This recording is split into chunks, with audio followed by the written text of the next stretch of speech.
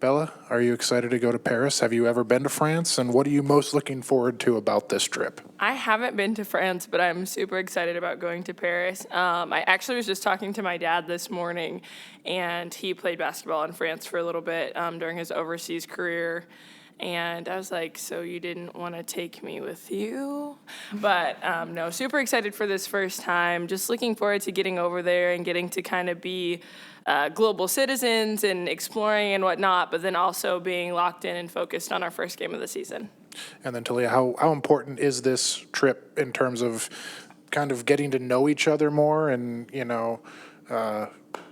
with all the newcomers to the team? Yeah, I think it gives everybody an opportunity to kind of learn each other on and off the court. We'll be around each other for the 4 days, day and night. We'll see each other, so being able to interact with each other off the court, like we don't do that already. Right. But then also on the court, right, we have a big game to open up. Seeing just where everybody is at, seeing how we complement each other against a top 10 team, right, and seeing how we can perform, and just excited to play in the game, right? I think everybody's excited to just go out and compete, and so, yeah. And Taliah, particularly for you and maybe the newcomers, how important was Saturday just to kind of get a game under your belt, and particularly before playing a big game like this?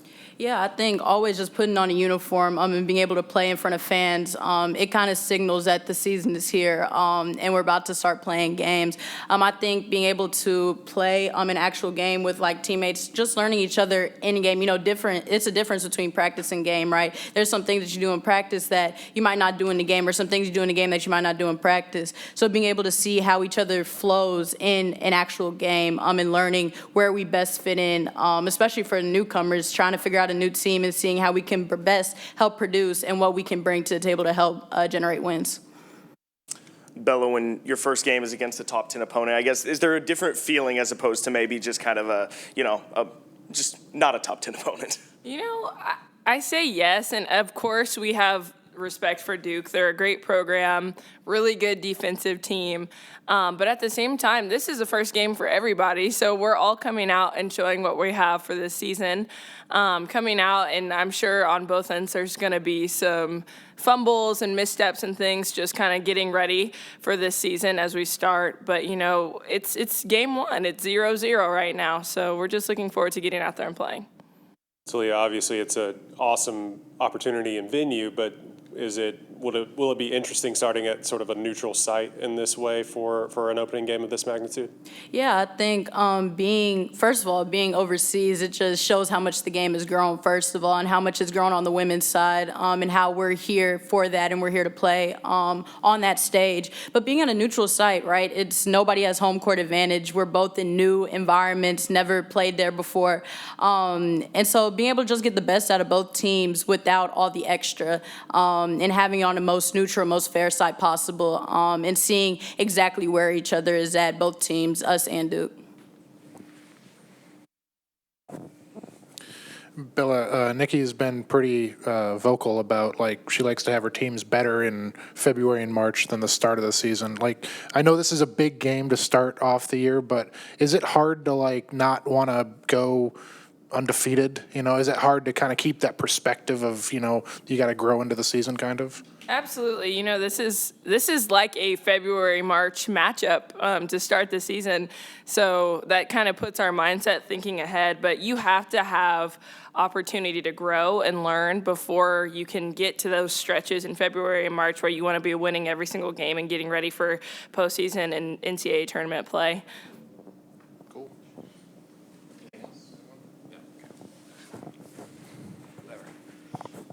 Just looking at this sheet, Bella, a few new coaches, but Johnny Harris, what have they provided for this program? You've been around for a minute now. What's maybe something new that they provided, or something that you've seen that's been interesting from them? Coach Johnny has been really fun to work with so far. She came in and right out the gate has kind of implemented certain things that she wants us to do, whether it's crashing and following our own shots, offensive rebounding, making sure that we're boxing out, being extremely intentional about how we run the floor, our post-ups and our post-looks, being strong. She just has come in and really helped our post presence and our team overall so far. Also very fun to work with. She's always cracking a joke. She's always got a smile on her face. face. So it's been a joy to work with her so far. And Taliah, I'm sure, these preseason practices important to get acclimated and everything, but has there kind of been a sense, I guess, leading up into this week of, okay, I'm just ready to actually get the regular season started? Yeah, I think, especially with tip-off being on Monday, I think everybody is kind of antsy and everybody's kind of ready, like, okay, like, it's game time. But again, like, I think Nicki has done a really good job of refocusing us and saying that we got to take it one day at a time. We have to have one good practice after one good practice after one good practice, right? We can't just look forward to the game and not put the preparation and the time and effort behind it. But I think, yeah, it's a lot of anticipation. It's a lot of, let's see what we can do. Let's see how this turns out. And I think everybody's really excited. Like, we're not going to Paris to lose, right? That has never been what we're going over there to do. And so we're just really excited to just get out on the court and play and compete and win. Taliah announced today, shooting guard of the year. You're on that list. What does that mean to you? I mean, coming in as a newcomer and being on a list like that. Yeah, I think it just goes to show the work that I've put in, right, and the work that I've been around and the great people I've been around that's helped lead me and helped make me better to be able to be on a list like that. That's a really prestigious list. And then just hopefully over the season, showing and proving why I should be on that list and why I should be a finalist and hopefully why I should win it. Bella, you and Bugs have been here together since the start. How is she different at all going into her senior year, and what do you expect from kind of your partner there? I would say Bugs is exactly the same in all the best ways. She's grown in her leadership and her just using her voice on the court, which that's never been something that has been an issue before. But just knowing that she's there and she's going to be the same consistent superstar that we've had since we've been here in our first year all the way through now, really looking forward to getting back out on the court with her. This is for either of you. The 2K crew was here yesterday doing scans and stuff, I imagine, for the game. But what was that like, and can you talk about that at all? Okay. I'll go after you. I'll go after you. Honestly, one of the coolest experiences of my life. I grew up, I am not a video game player. I'm a watcher, spectator. I'll cheer you on. But I just remember sitting on the couch with my older brother and watching him play and him trying to teach me. And he's like, "You suck. Give me my controller back." But just to know that there's a game with such a legacy and you see all these amazing players that are in this game, and it's like, okay, now college student athletes are finally getting the opportunity to showcase their game, their talent, and they're bringing our name, image, and likeness into the game. So it's a really big deal. It's a big step for college athletics for sure. Yeah, and then I think I played a little bit more. I wouldn't say I'm good or anything, but I played it a couple more times. So being able to just be in the game, but also the behind the scenes of it, I didn't realize how much kind of went into it. And so sitting in that little circle thing with all them cameras around you, you're just wow, they do this for every player. This is insane. But being able to be in the game, like I said, VJ's in the game. VJ's one of my best friends. Being in the game with him, I'm dang, we both kind of famous, low key. Yes. But yeah, it's a great experience. And I was just talking to my parents. I was like, dang, I might be the coolest person in our family. I'm in 2K. I'm in 2K. So yeah, it was a great experience, and I'm so excited for the game to release and stuff. Parlez-vous français? Un peu. A little. Okay. Yeah, because Spanish, it's un poquito or something like that. So yeah, here we go. I speak a little French. Are you excited about this trip? Obviously you're playing a top 10 team as well, but just are you excited about the trip, I guess? Yeah, I think that, personally, I've actually never been to Paris, so I'm excited to be there and to experience it, with our team. I certainly... It's a tough matchup. So very focused on, kind of what we have to do to be competitive and have a chance to win in that game. But I do think that I think this group will really enjoy the experience of being there and the opportunity to sightsee and probably shop, all of those things. So it's going to be a really amazing experience. And sometimes that gets lost in the world of NIL and college athletics right now is the experiences that we do provide that are going to last with them truly for a lifetime. So I think these are the experiences, whether it's here or it's the trip to Greece and Italy, where you allow young people to feel comfortable traveling internationally. And now, we've got kids, just from last year's roster playing in New Zealand, Spain. Yaya's going to Egypt. Jada's in Hungary. But it makes it easier when they've traveled overseas and understand that it's not really that much different. How did this come about? How did Baylor and you get into playing Yeah, something so like this? Lee Miller, who kind of runs this event, also did the Bahamas. She's done the men's game up in South Dakota. We're working with her on a game for next year. I think it was just she had talked to us after they did it the first year with Notre Dame and South Carolina. And they were really building off the Olympics, and the Olympics being in Paris and people being excited about basketball. And so it was a bit of her brainchild. They asked us to do it last year. Ole Miss ended up going. I think they wanted us to play USC, and we were already committed to her event in the Bahamas. And both of those events are very expensive, and so it just wasn't the right time. But we kind of pushed it to the next year, and didn't know who we were going to play until probably mid-year last year, when they got commitments from multiple teams. But that's how it came about. I think the men have worked really well here with Lee, and so we've played in her events and have built a relationship with her. And you've talked about before how you want to be a better team, or you tend to be a better team later in the year than the beginning. It's going to feel like an excuse, isn't it? Go ahead, say it. But this is a pretty big... My excuse, if we don't play well, we'll be good at the end of the year. Exactly. I get it, Coach speak. But how important is this game in that regard, knowing that you do want to build towards the end of the year? Yeah, I think, the challenge is you play really good teams early on, and if you don't win, you drop out of the polls, and then you got to work like crazy like we did last year to work our way back in. But I also think when you talk about right now, it's a little bit...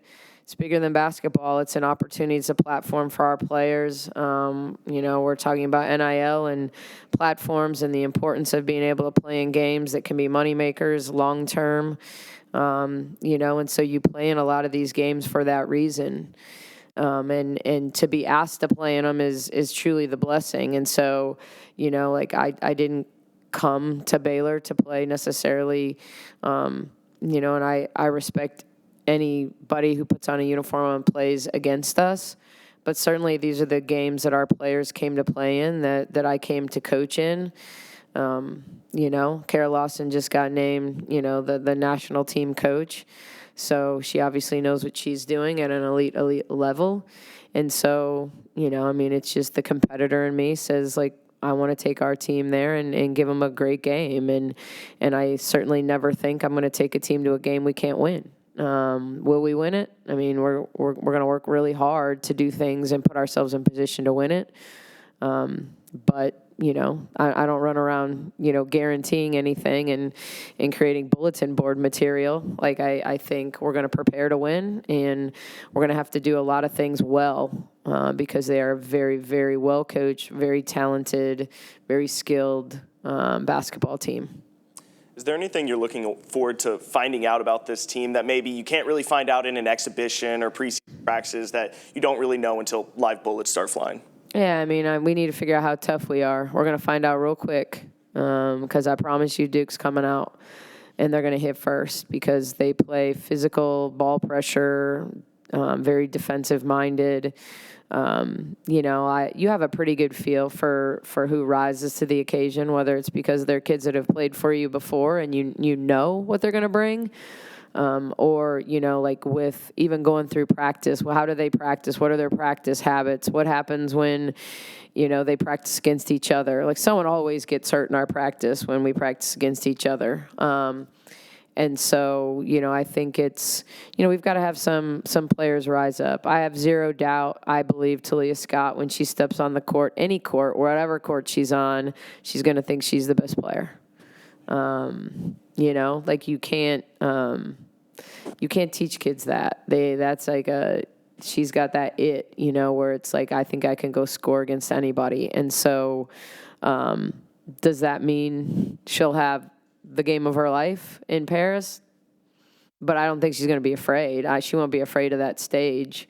And she'll look at it as an opportunity to prove to people why she's here. But you just don't want it to be about that. You want it to be, Baylor against Duke. And so, I think that's what we coach really well, is getting them to kind of buy into what we do, why we do it, and why it's effective. And is it always perfect at the beginning? No. But we've got a lot of season ahead of us, so we're gonna figure some things out one way or the other.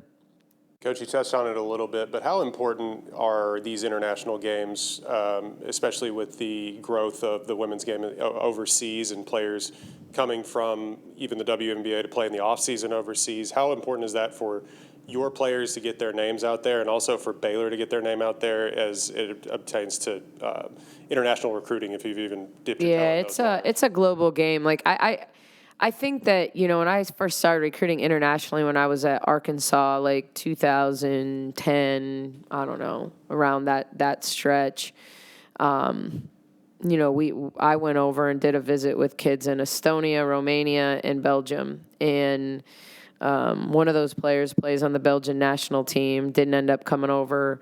One of them came to play for Arkansas, and one of them chose Eckerd College. And it's a very, very beautiful campus in Tampa, Florida. But I had to look it up when she told me that she had chosen Eckerd over Arkansas. And so at that time, when it came to visibility, a kid in Estonia didn't really know the difference between Arkansas and Eckerd, the SEC and, whatever that's an elite D2 league. I know it very well now, having lived in Florida. And Eckerd had done an unbelievable job of recruiting internationally, and in particular Baltic kids. But you're seeing the game. You're seeing more players from Europe come over, more elite players that would have signed pro. There's money in college now. They can potentially make more money playing in college than they can with early contracts at 18, 19 years old in Europe. And so you're just starting to see not just certain countries have players come over, but elite players that are fringe, draft eligible, a year later. So I think it's a good thing. I mean, I think all the way around. I think being on TV over here to kick off the season, I think us having a chance to go over there, we're going to do a little recruiting while we're over there as well. So, just being able to get a lot out of the experience besides just the basketball game. How are you health-wise going over there? How is Kyla? I know she didn't play in the exhibition. Yeah, Kyla was back full go at practice yesterday, so she was back. But we're banged up, probably like everybody else. But we're okay. Did you get what you wanted out of that exhibition game? Do you feel like you got what you needed, or?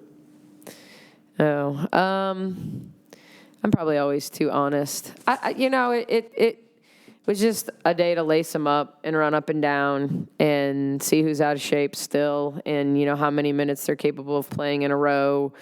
Getting the jitters out of running out to a starting lineup or the building going dark and all that type of stuff. I think that's as much of it. We missed a lot of free throws. We missed a lot of open threes. I thought we were better in the second half. You see that in a lot of the exhibition games. I saw it with Utah. Like, Utah was in a close game last night and ended up winning by 40 or 45. Like, it's, you're playing a lot of players. You're trying to figure out rotation. It hurt us when Taliah got in foul trouble. I had I don't usually do this, but I had mapped out, I want to play, Taliah and Jana 28. I want to play Bugs, Bella, and KJ 26. I want to get, and we were pretty close, but Taliah was the one that screwed that up because her foul trouble made Jana play 30 instead of 28. But other than that, they ran up and down. It was good to get Taliah going there in the third quarter and really get her in some actions and get her going. It's good to see Jana make mistakes, play through some mistakes, get her confidence back, her timing back, all of that. And it's good to see the new players, are they players when the lights come on, get better? Are they any different? Sometimes you have those players that aren't elite practice players, but then suddenly the light comes on and they're just different. So it's an exhibition game. Anymore, you can play exhibition games against top 10 opponents, and then we'd probably get something totally different. I thought we got more out of our OU scrimmage probably than we did the exhibition. A little earlier, you touched on kind of Taliah's confidence going on the court. She seemed pretty confident going into this matchup. Just how confident do you feel like this entire group is, and how comfortable are they in top 25 matchups? Yeah, I think they're confident. I think, it's about sustaining that when teams make runs against you. I think until a team faces adversity, you don't know who they are, and we haven't faced any adversity yet. And so I think from that perspective, do we come together when a team goes on an 8-0 run, or do we start looking at one another and as the reason? And so that's one of those things you're teaching in the moment all the time. And it doesn't mean I think that our team is going to fall apart. I just think that until you face adversity, it's really easy for them to all get along. And, I think we've got a very established starting lineup at this point. But it still comes down to I don't think, we have an established rotation off the bench yet. Who that is, when, how deep. I think a lot of that is still going to be a little bit game by game, and then who is our opponent, and how do they keep progressing in practice? Are they making progress on the defensive side of the ball? I think that the defensive side is the side that always comes along slower, ball screen coverages, rotation switches, all the things I don't care whether you're a transfer or you're a freshman. This is not the easiest place because we're not A to B people, and you have to learn to play in system and learn to read screens and, not just go set a screen on this block and then pop out to this wing. And so it just takes longer for the newer players to figure stuff out. And it doesn't mean they're not going to be elite because they are, but when you look at Yaya or Jada, year 2, they were significantly better than they were year 1. And so, we're just going to keep helping them grow and get better. Coach Johnny Harris seems like a big addition to this team, as well as all the players that you've added. But what has she brought to the team, and what was the process of bringing her in here? Yeah, well, the one thing about me, I don't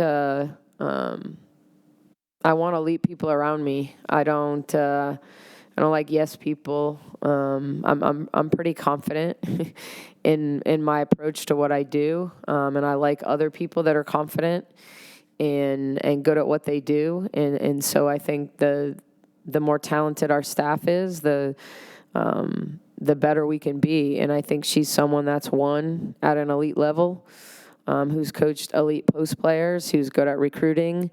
I think that's going to play out over time. I don't think you can come in and do anything instantly, but she's also an elite human, and it starts there with me.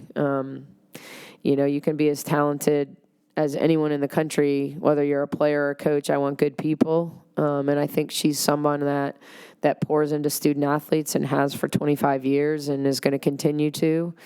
And I don't think she's got this massive ego that, some coaches, when they've become head coaches, have a hard time going back and being assistant coaches. They just want to make all the decisions. But I think she's just fit in really, really well and provides another mother figure to the players. And I've turned the out-of-bounds plays over to her. So if you want to interview her about our baseline out-of-bounds plays, good or bad, that's